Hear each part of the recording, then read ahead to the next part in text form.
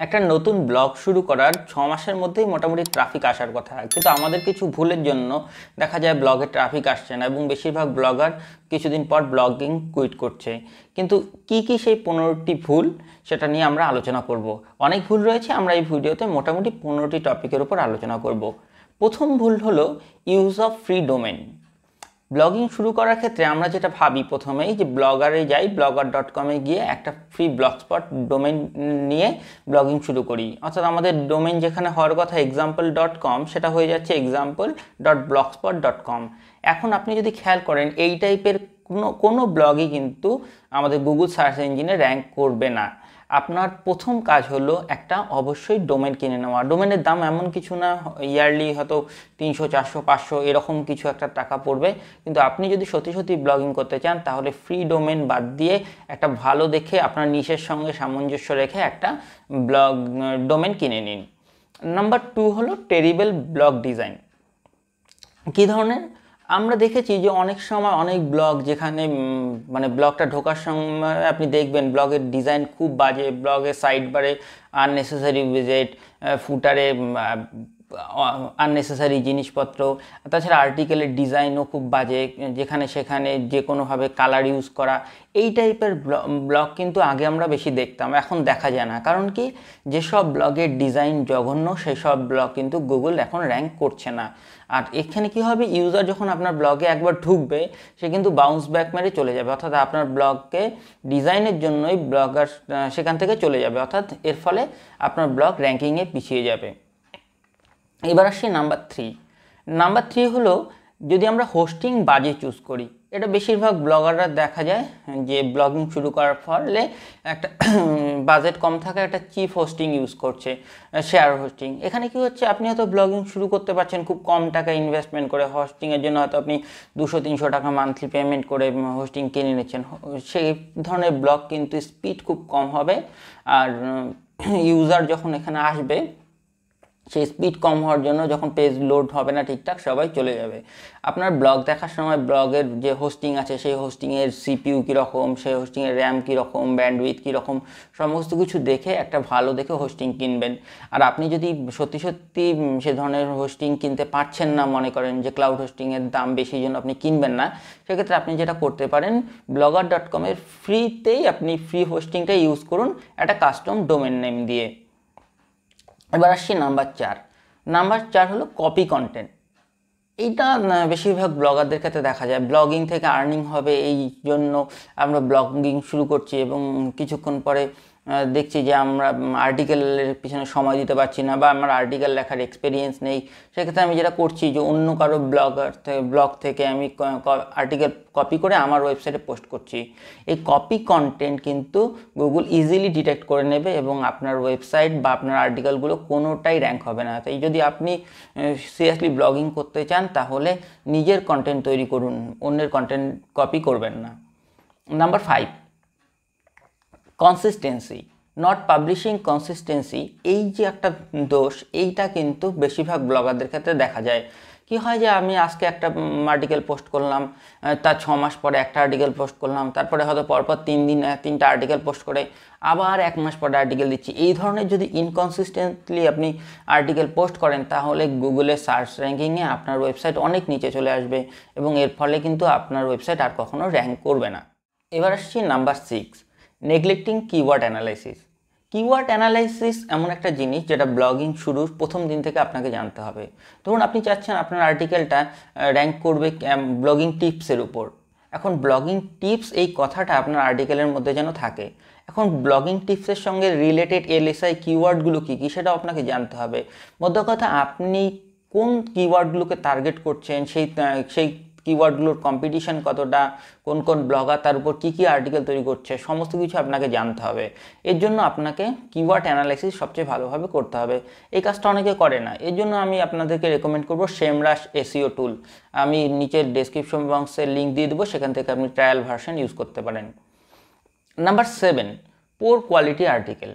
আমাদের দেখা যায় অনেক সময় যে অনেক আর্টিকেল রয়েছে 200 বা 300 ওয়ার্ডে, অর্থাৎ যেটা আপনার ইউজারের সার্চ ইন্টেনশনকে ফুলফিলই করছে না। অর্থাৎ ইউজার একটা কিছু সার্চ করতে আসছে, সেখানে প্রপার আর্টিকেল লেখা নেই সেরকম তার উপর। এখন এই একটা হতে পারে, আবার হয়তো আননেসেসারি আপনি আর্টিকেলের লেন্থ বড় করছেন 5000 ওয়ার্ড 6000 ওয়ার্ড, কিন্তু আর্টিকেলের ভিতরে কিচ্ছু নেই। এই ধরনের পোর কোয়ালিটি আর্টিকেল, যদি সেখানে ডিজাইন বাজে থাকে বা ধরুন ওখানে ভালোভাবে ইমেজ নেই, ইনফোগ্রাফিক নেই, বা H1 H2 H3 হেডারগুলো ঠিকঠাক ইউজ করা নেই, এই টাইপের পোর কোয়ালিটি যদি আর্টিকেল হয়, গুগল কিন্তু সেটা আপনার র্যাঙ্ক করবে না। নাম্বার 8 হলো সোশ্যাল মিডিয়া মার্কেটিংকে নেগলেক্ট করা। কি ব্যাপারটা? আমরা যদি শুধুমাত্র মানে কিওয়ার্ড অ্যানালাইসিস করে আর্টিকেল র্যাঙ্ক করতে যাই, সেটা আমাদের টার্গেট থাকবে অর্গানিক ট্রাফিক। এখন অর্গানিক ট্রাফিকের বাইরেও কিন্তু অনেক ধরনের ট্রাফিক থাকছে, রেফারেল ট্রাফিক থাকছে, সোশ্যাল মিডিয়া ট্রাফিক থাকছে। আপনি যদি সোশ্যাল মিডিয়াকে নেগলেক্ট করেন, তাহলে আপনি একটা বড় ট্রাফিক সোর্সকে কিন্তু নেগলেক্ট করছেন। অর্থাৎ আমরা চাইলে সোশ্যাল মিডিয়া থেকে বেশ ভালো পরিমাণ ট্রাফিক আনতে পারি। সোশ্যাল মিডিয়ার মধ্যে কী কী রয়েছে? লিঙ্কডইন আছে, ফেসবুক রয়েছে, ইনস্টাগ্রাম রয়েছে, পিন্টারেস্ট রয়েছে, এরকম অসংখ্য রয়েছে। এই সব প্রত্যেকটা জায়গায় আপনার প্রেজেন্স দরকার, এবং একই ইউজার নেমে, অর্থাৎ আপনার ব্লগের যেটা নাম, সেই ইউজার নেম দিয়েই আপনি প্রত্যেকটা জায়গায় আপনার সোশ্যাল মিডিয়াতে আপনার হ্যান্ডেল তৈরি করুন, টুইটারে কানেকশন তৈরি করুন, লিঙ্কডইনে কানেকশন তৈরি করুন। এর ফলে কি হবে? তারা কিন্তু সোশ্যাল মিডিয়া থেকেও আপনি কিন্তু একটা ভালো পরিমাণ ট্রাফিক পাবেন। Number 9, sharing only own content. ব্লগারদের ক্ষেত্রে অনেক সময় দেখা যায় যে তারা শুধুমাত্র সোশ্যাল মিডিয়ায় নিজের আর্টিকেলগুলোকে শেয়ার করছে। হ্যাঁ, এটা আপনি করতে পারেন, নিজের আর্টিকেল অবশ্যই শেয়ার করবেন, কিন্তু তার সঙ্গে সঙ্গে আপনি অন্যের আর্টিকেলগুলো, যেটা আপনার নিশের উপর রিলেটেড, যেটা ভালো আর্টিকেল আছে, সেগুলোকেও শেয়ার করুন। কারণ সেটা যখন আপনি করবেন, তখন যার আর্টিকেল শেয়ার করবেন সেও একটা টেন্ডেন্সি থাকবে যে আপনার কোনো ভালো আর্টিকেল থাকলে সেটাও শেয়ার করবে। তাছাড়া যখন আপনি আপনার ইউজারকে ভালো কোনো কন্টেন্ট দিচ্ছেন, আপনার ইউজারও কিন্তু আপনার সঙ্গে সোশ্যাল মিডিয়ায় কানেকশন বজায় করে রাখবে। আর এই কাজটা যদি না করেন, তাহলে আপনার সোশ্যাল মিডিয়ায় বলুন বা বিভিন্ন লোকেদের সাথে কোলাবোরেশন হবে না, অর্থাৎ আপনি একাই কাজটা করতে থাকবেন। এভাবে ভালো ট্রাফিক আসে না। নাম্বার 10 হলো নট লিঙ্কিং টু আদার্স। ঠিক সিমিলার ওয়ে, যখন আপনি আর্টিকেল লিখছেন, আর্টিকেল লেখার সময় ইনবাউন্ড লিঙ্ক আর একটা আউটবাউন্ড লিঙ্ক, এই দু ধরনের লিঙ্কিং থাকে। ইনবাউন্ড লিঙ্কটা কি? নিজের আর্টিকেলগুলো, আমার ব্লগে অন্য আর্টিকেল আছে, সেটার লিঙ্ক আমি আমার আর্টিকেলের মধ্যে দিয়ে দিচ্ছি। আর আউটবাউন্ড লিঙ্ক কি? অন্যের কোনো আর্টিকেল যেটাকে আমি রেফারেন্স হিসাবে সেখানে ইউজ করছি। অনেক সময় দেখা যায় যে আমরা শুধুমাত্র ইন্টারলিঙ্কিংটা করছি, কিন্তু আউটবাউন্ড লিঙ্ক দিচ্ছি না। গুগল কিন্তু এটা খেয়াল করছে। আপনি যদি ভালোভাবে আউটবাউন্ড লিঙ্ক দেন, আপনি রেফারেন্স হিসাবে অন্যর ওয়েবসাইটকে তুলে ধরেন আপনার নিচে, তাহলে কিন্তু সেটা ওটা ভালো সিগন্যাল যাবে, আপনার এসইও সিগন্যাল, এবং এটা র্যাঙ্কিংয়ে হেল্প করবে। আর এবার আসছি number 11, scared to invest in tools, plug in or hosting. এটা কি ব্যাপার? যে আমরা যখন ব্লগিং শুরু করি, ভাবি ব্লগিংয়ের ক্ষেত্রে ইনভেস্টমেন্ট দরকার নেই, অর্থাৎ অবভিয়াসলি ব্লগিং একটা লো কস্ট মানে বিজনেস। এখানে আপনার খুব কম খরচেই আপনি শুধুমাত্র একটা ল্যাপটপ বা একটা মোবাইল থেকে আপনি আর্টিকেল লিখে পাবলিশ করতে পারেন, কিন্তু কিছু পরিমাণ কিন্তু ইনভেস্টমেন্ট আমাদের সত্যিই করা দরকার। একটা হোস্টিংয়ের জন্য ইনভেস্টমেন্ট দরকার, একটা ডোমেন কেনার জন্য ইনভেস্টমেন্ট দরকার, আর আরেকটা যেটা দরকার ইমেল লিস্ট ক্যাপচারের জন্য, সেটা আমি পরে বলছি। ইমেল লিস্ট ক্যাপচারের জন্য একটা টুল দরকার। আর কি দরকার? একটা হলো এসইও টুল, আমি যে আগেও বললাম সেমরাশ এসইও টুল, সেটা আপনি কিন্তু কিনতে পারেন। এখানে ভয় পেলে আপনাকে চলবে না। আপনার যদি বাজেট না কুলায়, সেক্ষেত্রে আপনি এক এক করে কিনুন, আর যেটা মিনিমাম যে কয়েকটা জিনিস সেই কয়টা কিনুন, এখানে ভয় পেলে কিন্তু চলবে না। এবার আসছি নাম্বার 12। নাম্বার 12 কি? Ignore link building. আমরা সবাই জানি যে ব্যাকলিঙ্ক হলো একটা ভালো অফ পেজ এসইওর জন্য গুরুত্বপূর্ণ জিনিস। ব্যাকলিঙ্ক প্রোফাইল যত আপনার ভালো হবে, আপনার ডোমেন অথরিটি তত ভালো হবে, আর গুগলের কাছে একটা ভালো সিগন্যাল যাবে। আপনি যখন আর্টিকেল লিখবেন, তার পাশাপাশি আপনার ভালো ব্যাকলিঙ্ক প্রোফাইল তৈরি করার দিকেও নজর দেবেন। এখন কিভাবে ব্যাকলিঙ্ক তৈরি করব ভালো কোয়ালিটির, সেই সমস্ত কিছু আমি পরে একটা ভিডিওতে আলোচনা করব। আর এর পাশাপাশি আমাদের আরেকটা যেটা আছে নাম্বার 13, সেটা হলো বিল্ডিং ব্যাকলিঙ্ক লাইক ক্রেজি।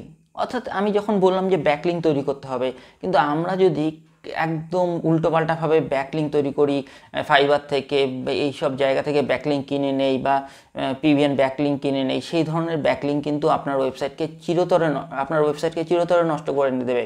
আপনার ওয়েবসাইট যখন গুগলের কাছে পৌঁছে যাবে যে এটা একটা বাজে ওয়েবসাইট বা বাজেভাবে ব্যাকলিঙ্ক তৈরি করা আছে, তখন কিন্তু সেটা আর কোনোভাবে র্যাঙ্ক করা সম্ভব নয়। তাই ব্যাকলিঙ্ক ক্রিয়েট করার ক্ষেত্রে আপনি মাথায় রাখবেন, খুব গুরুত্বপূর্ণভাবে কোয়ালিটি ব্যাকলিঙ্ক তৈরি করতে হবে। আমি বললাম যেটা, যে আমি অন্য কোনো ভিডিওতে এই নিয়ে আলোচনা করব। এবার আসছি number 14, ignoring email list building. Email list বিল্ডিংটা কী ব্যাপার? আমার ওয়েবসাইটে যারা আসছে, ধরুন ব্লগিং টিপস দিয়ে সার্চ করে আপনার কোনো একটা আর্টিকেল কেউ পড়লো, সেটা তার ভালো লাগলো, এবং সে কিন্তু পরে আপনার ফিউচার যে আর্টিকেলগুলো সেখানে আসবে এমন কোনো কিন্তু গ্যারান্টি নেই। আপনি ভালো কোয়ালিটি কন্টেন্ট দিচ্ছেন, কিন্তু সেই ইউজার আর কিন্তু রিটার্ন নাও করতে পারে, অন্য নতুন ইউজার আসবে। কিন্তু আপনি যদি সেই ইউজারকে আপনার ওয়েবসাইটে আবার ডাকেন যে আমি আরেকটা আর্টিকেল পাবলিশ করেছি, যদি একটা ইমেল পাঠান, তাহলে কিন্তু একটা পার্সেন্টেজ লোক ফিরে আসবে। তার জন্য আপনাকে যেটা করতে হবে, আপনার ওয়েবসাইটে যারা আসবে তাদের ইমেলটা ক্যাপচার করুন। এখন ইমেল তারা কেন দেবে? আপনি ফ্রিতে একটা ব্লগিং কোর্স দিয়ে দিন, যে আমি 7 ডেজ বা 30 ডেজ একটা ব্লগিং কোর্স দেবো ফ্রিতে, আপনি আপনার নাম আর ইমেল আইডি দিয়ে দিন, অনেকেই দেবে, এবং তাদেরকে আপনি পরে কিন্তু পুশ মেসেজ পাঠাতে পারেন। এবার ধরুন আপনার গিটার কোর্সের উপর ওয়েবসাইট, আপনি 10 দিনে একটা ফ্রি গিটার কোর্সের ভিডিও সেন্ড করুন তাদেরকে, যদি তারা কেউ ইমেল আইডি দিয়ে সেখানে সাইন আপ করে, সেই ইমেল আইডি রেখে দিন, আপনি পরবর্তীতে আপনার গিটারের নতুন আর্টিকেল এলে বা নতুন ভিডিও আসলে সেটা কিন্তু করতে পারবেন। যেটা ইউটিউবের ক্ষেত্রে আমাদের কী হচ্ছে, যে যারা সাবস্ক্রাইবার আছে তাদের কাছে একটা নোটিফিকেশান যাচ্ছে, ব্লগিংয়ের ক্ষেত্রে সেটা সহজ নয়, তাই আমরা ইমেল লিস্টটা ক্যাপচার করব। এবার আসছি নাম্বার 15, যেটা খুব গুরুত্বপূর্ণ ব্যাপার।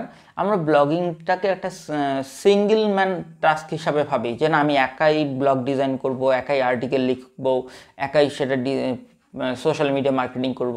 আপনি যদি সেটা ভেবে থাকেন তাহলে ভুল করছেন। ব্লগিং আপনি একা করতে পারেন, কিন্তু সেটা যতটা সময় সাপেক্ষ আপনার হয়তো কনসিস্টেন্সলি বজায় থাকবে না। তাই আপনি যেটা করতে পারেন, আপনি যদি এফোর্ড করতে পারেন, আর্টিকেল রাইটার হায়ার করুন, ব্লগ ডিজাইন করার জন্য কাউকে বলুন, সোশ্যাল মিডিয়া মার্কেটিংয়ের জন্য একটা টিম করুন, মানে আপনি একটা পুরো টিম সেট আপ করুন যারা পুরো কাজটা একসঙ্গে করবে। এই ছিল আজকের 15টি মিস্টেক, ব্লগিং মিস্টেক। আপনারা এই মিস্টেকগুলোকে অ্যাভয়েড করুন, দেখবেন ব্লগে খুব তাড়াতাড়ি ট্রাফিক আসবে। ধন্যবাদ।